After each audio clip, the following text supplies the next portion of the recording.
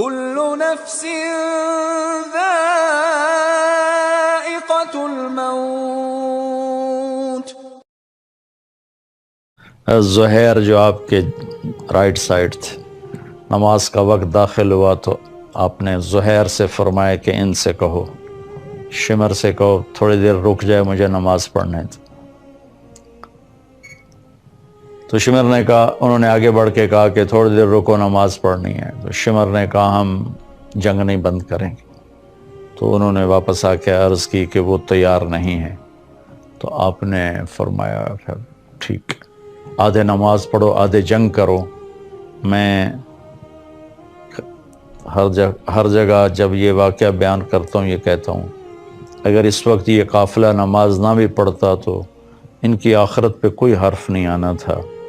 ان کے استقبال کے لیے اللہ کے نبی تشریف لا چکے ہیں، جنت کے دروازے کھل چکے ہیں. لیکن اگر یہ نماز چھوڑتے تو امت کو پیغام ادھورا جاتا کہ ایسی مشکل میں شاید نماز معاف ہو جاتی ہے، چھوڑی جا سکتی ہے.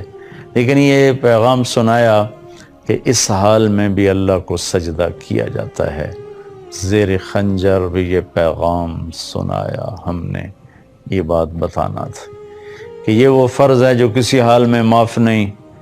میں بڑے درد سے کہتا ہوں، میرے پاکستان کے 18-19 کروڑ عوام میں صرف 10% نمازی رہ گئے ہیں، 90% نماز نہیں پڑھتا.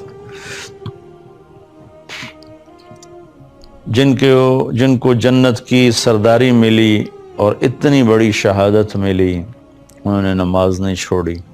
ہم کس دعوے پہ نماز چھوڑتے ہیں؟ کس دعوے پر ہم اس سے غفلت کرتے ہیں؟ بھائی بہنوں، میری آواز سن رہے ہو تو اللہ کے واسطے سجدوں میں سر رکھنا سیکھ لو. اس کے بغیر کوئی راستہ کوئی نہیں.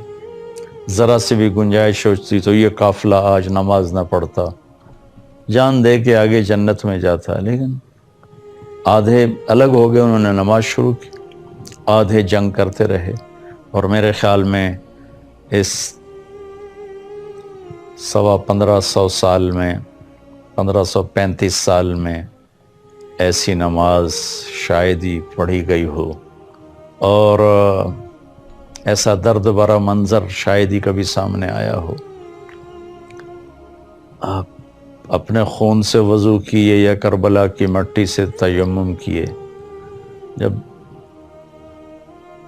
ابلتے خون کے فواروں کے ساتھ جب اللہ اکبر کہا ہوگا تو زمین آسمان میں کیا ہلچل مچی ہوگی.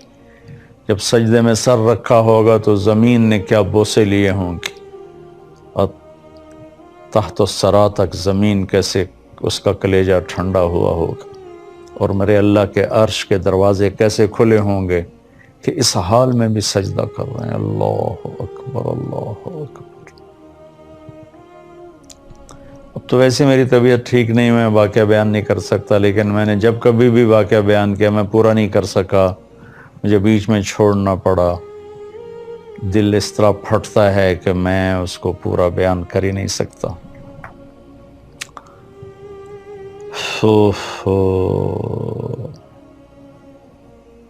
نماز کے بعد زہیر